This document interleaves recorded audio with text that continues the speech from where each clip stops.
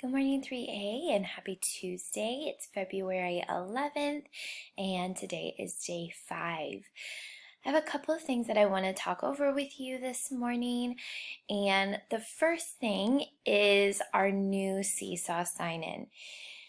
This is a way that I am trying to make things easier for your class. So if you have not done this yet, if your parents weren't able to help you last night, I want to just show you some directions that will hopefully help you.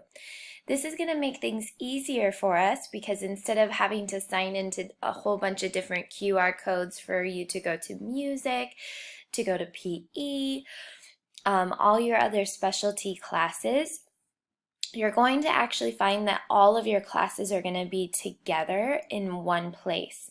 So all you will have to do is click on your name on the left-hand corner, and you'll see that you have all your classes, and you'll easily just be able to click, click, click from one class to another instead of going and scanning a QR code and then doing all of that work. So the reason that I'm asking us to change this now is number one, I've just learned about it. Number two, it's a way to make things easier for us. So you're gonna see on our assignment learning page, you're gonna see that I've given you some new directions here for your Seesaw login. These have also been sent to you, your parents, through email with these messages. There's also a tutorial video there that you can use if you're feeling stuck. But what I've been hearing is that it's actually pretty simple. When you open your class account, you'll tap that you are a student, and I've switched it over, so now you're going to tap email and Google account to log in. You're going to sign into an existing account, so you're not creating a new Seesaw, you're using your original Seesaw account. Then you're going to use your Google or your school password to sign in. So your username at school.ics.edu.hk. I've given you a student code. However, I've been hearing that you may not need to use it. So once you've done that, if you check and you see that all of your classes are showing up on the left-hand side and you can access them when you click on your name, then you're good to go. Oh, excuse me. So before you do anything this morning, make sure that you have that set up so that you can be accessing all of your classes on Google. Okay, so today let's go to Tuesday. I'm going to click on our bookmark. All right. So obviously this morning, first thing you need to do is make sure that you've got that new login set up for Seesaw. Then you're going to see that you have a mini lesson for Bible and a Seesaw activity there that Mr. Lung has for you. You have music today. It's day 5, so you'll need to check in with your music Seesaw for your assignment. For reading today, we are going to be doing a pre-assessment. So remember that a pre-assessment is where you show me what you know about the learning that we are going to be doing coming up. So you're going to go to the character pre-assessment on Seesaw. We have done this many times before where you read a story and you answer 4 questions. Let me show you what that's going to look like. Your activities for today, you're going to see this character pre-assessment. It asks you to follow the link provided, and you're going to read the story, and then you're going to answer some questions. So when you click on this link here, boop, it's going to pull up your assessment. So we've done these in class before. There's going to be 4 questions. You might want to read through those questions first before you read your text. That way you know, what am I going to be looking for? What am I trying to answer? So you're going to be telling me about what kind of person Shannon is, the girl in the story. It also gives you some ideas and some things to think about. So when you're describing what kind of a person Shannon is, tell about their character traits. Use details from the story. When you are asked to explain why a character does something, use what you know about their traits to explain it. So you can answer that question using some of the hints that they've given to you. So you've got 4 questions there that you need to answer. You are going to answer these questions on a separate sheet of paper. So you might have a lined piece of paper and you're going to split it up into 4 parts, just like they've shown you on here. And remember, we've done these in class before, so you should know what this is going to look like. So below, you're going to see this story. It's called The Bully and the Can Queen. You're going to read through that story. It's 1, 2, 3-ish pages, okay?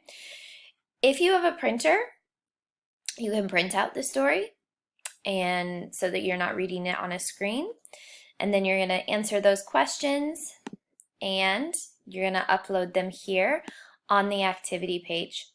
Just as a reminder, when I'm assigning assignments to you, they need to be added and uploaded onto the activity page. So what that means is you need to make sure that you're going here where it says add a response.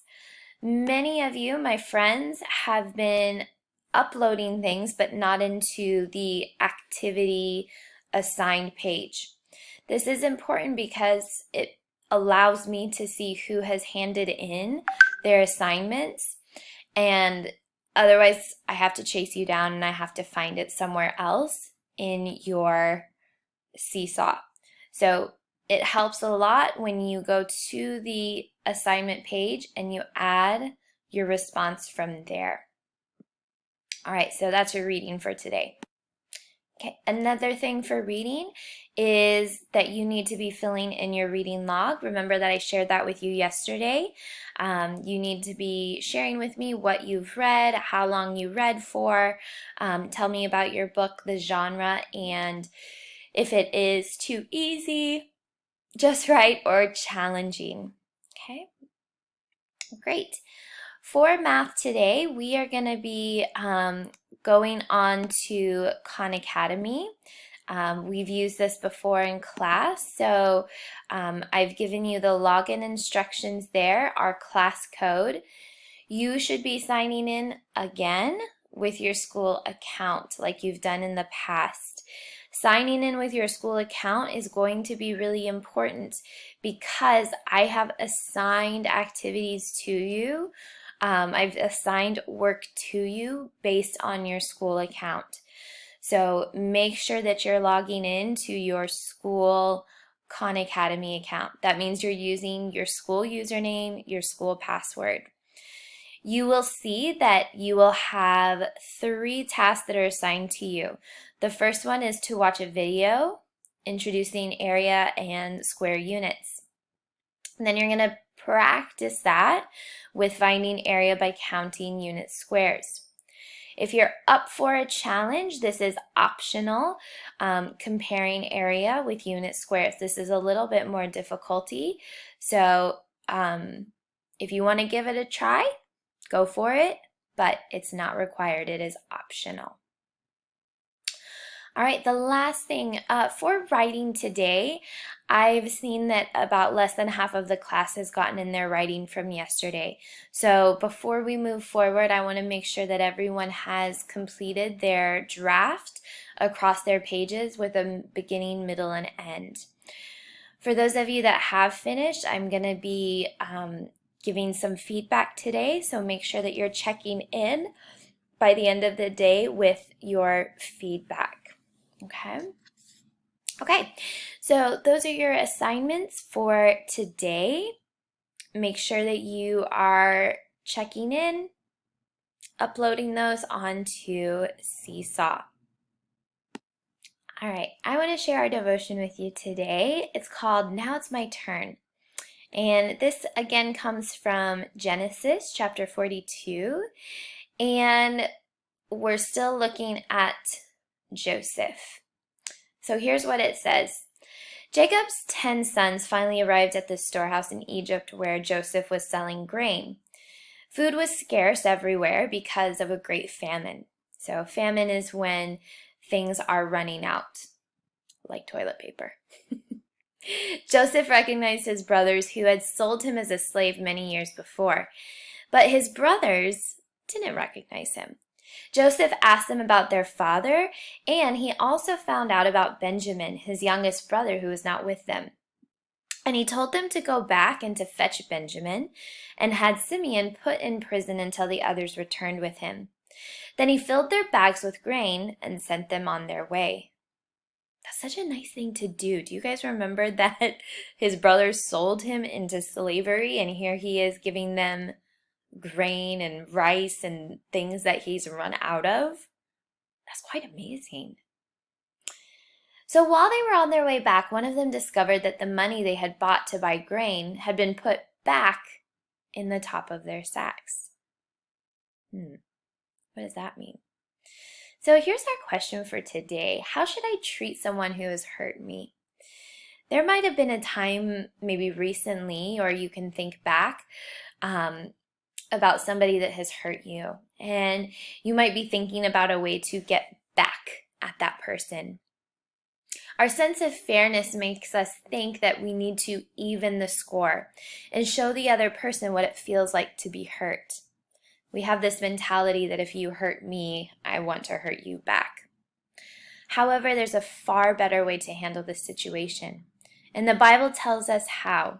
He says, "Do not take revenge, my friends, but leave room for God's wrath. For it is written, 'It is mine to avenge. I will repay,' says the Lord." So God tells us that it's not our responsibility, it's not our job to try to get back at other people. But he says, "I will take care of that for you," because God is for us. So he's gonna help us, even if it might look a little different than what we think. So things had changed for Joseph, and he now had the power to get back at his brothers for what they did to him.